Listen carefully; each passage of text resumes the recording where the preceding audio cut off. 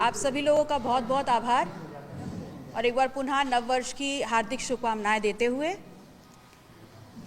ये है राज बहादुर पटेल जी और इनका पेशा है कि ये शिक्षक हैं, लोगों को पढ़ाते हैं। प्राविधिक शिक्षा विभाग में जिस घोटाले की चर्चा, जिस भ्रष्टाचार की चर्चा मैंने की है, वो भ्रष्टाचार जिस दिन से शुरू हुआ, राज बहादुर पटेल जी ने उस पे अपने ऑब्जेक्शंस लगाए, लगातार बताते रहे कि ये नियम विरुद्ध है और एक बड़े पैमाने पर इसमें वित्तीय अनियमितताएं हैं।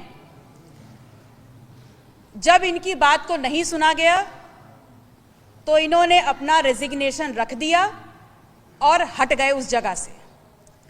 लेकिन उसके बावजूद आज तक लगातार इनके परिवार को, इनको धमकियां दी जा रही हैं, इनको चुप रहने के लिए बोला जा रहा है।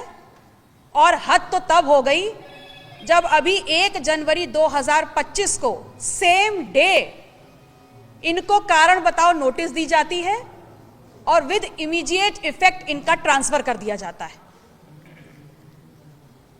इनके पास मौके थे कि अगर ये चाहते तो ये उस भ्रष्टाचार, उस लूट, चोरी, उस घसोट में उसका हिस्सा चुपचाप बन सकते थे और तमाम जो प्रताड़ना इन्होंने इस दौरान झेली है, इनका और इनका परिवार उससे बच सकता था। लेकिन ये है सच्चाई और ईमानदारी के प्रतीक। ये है सरदार पटेल के असली वंशज राज बहादुर पटेल जी, जिन्होंने तमाम चीजें सह ली, ट्रांसफर ऑर्डर झेले, क्वेश्चंस झेले, शो कॉज नोटिस झेली, रेजिग्नेशन झेला, प्रताड़ना झेली, लेकिन उसके बावजूद आज भी खड़े हैं सच्चाई के लिए, ईमानदारी के लिए। और मैं आप लोगों के माध्यम से भारतीय जनता पार्टी की सरकार को चुनौती देती हूं कि अगर सरदार पटेल के वंशज के और मेरे समाज के किसी भी व्यक्ति को, किसी भी पिछड़े को अगर प्रताड़ित किया गया तो ये किसान, कमेरा, कुर्मी समाज, पटेल समाज सड़कों पर उतरेगा और उन्हें बहुत बड़ी कीमत चुकानी पड़ेगी इस बात की। और मैं आह्वान करना चाहूंगी उस स्वाभिमान, सरदार पटेल के स्वाभिमान को रखने वाले हर पटेल समाज के व्यक्ति का, हर सामाजिक संगठन का जो राज बहादुर पटेल जी के साथ है और अगर अब तक नहीं था तो इस तमाम बातों को सुनने के बाद उनके साथ खड़ा है। हम शांत नहीं बैठेंगे।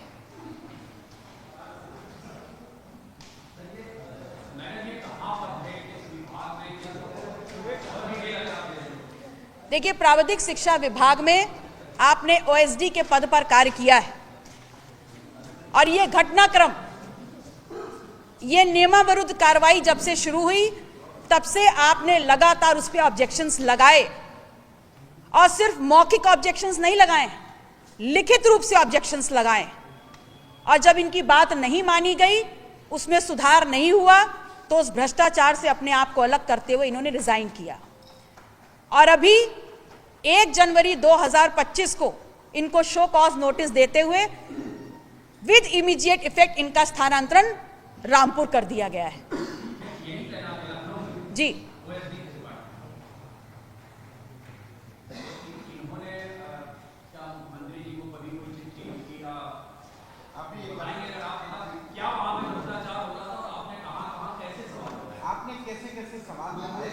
देखिए, डीपीसी की जो कार्रवाई हो रही थी वो 14 फरवरी 2024 से हम मिर्ज़ापुर में आए, हमको विभाग से जो है कह दिया गया था कि आप विभाग को नहीं देखेंगे, आप जनता के कार्य देखिए, हमारे संबंधित जनता का कार्य देखिए। जब 14 मई को हमें पता चला कि यह नियम विरुद्ध डीपीसी हो रही है तो माननीय मंत्री जी को मैंने एक पत्र लिखा कि चुनाव चल रहे हैं और आचार संहिता लागू हुई है तो यह नियम विरुद्ध डीपीसी नहीं होनी चाहिए। आप इसको कम से कम चुनाव तक रोकिए मंत्री जी ने कहा कि मैं चुनाव में व्यस्त हूँ और ये डीपीसी मैं नहीं कर रहा हूँ, प्रमुख सचिव आदरणीय श्री एम देवराज जी कर रहे हैं और उनको न मैं डीपीसी करने के लिए कहूँगा, न ही उनको ये नियम विरुद्ध हो रही है कि डीपीसी को रोकूंगा।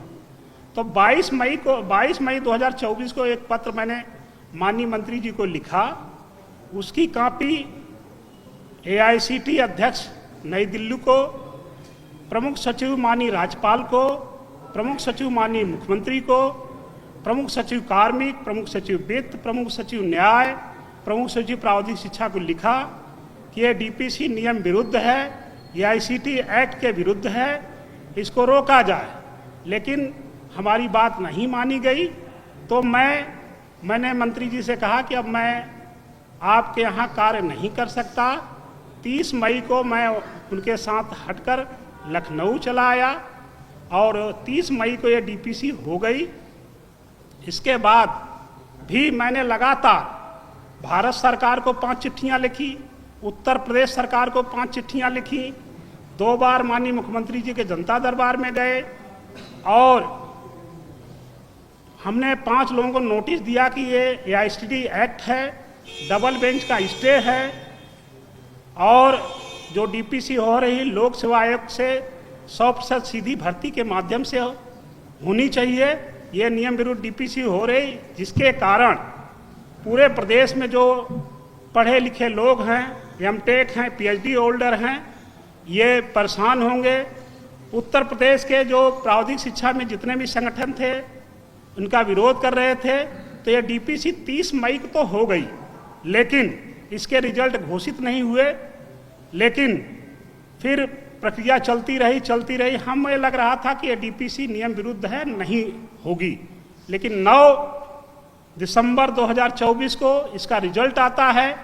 डीपीसी 6600 ग्रेड पे में हुई थी और जब 9 दिसंबर 2024 को रिजल्ट आता है तो डीपीसी का हुई 6600 ग्रेड पे में और रिजल्ट आता है 9000 पे बैंड में।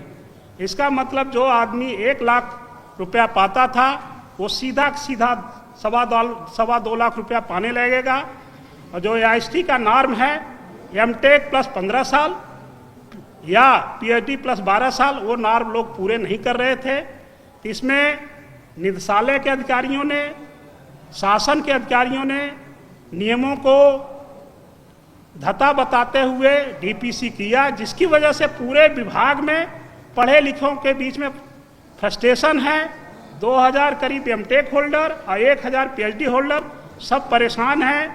सबका कहना है कि इस विभाग में कोई नियम कानून नहीं है।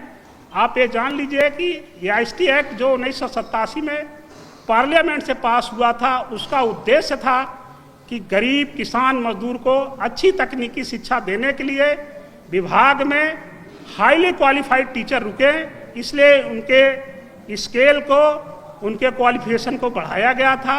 लेकिन अब आप ये भी जान लीजिए कि सुप्रीम कोर्ट के 3 जजों का फैसला है 24 मई 2022 का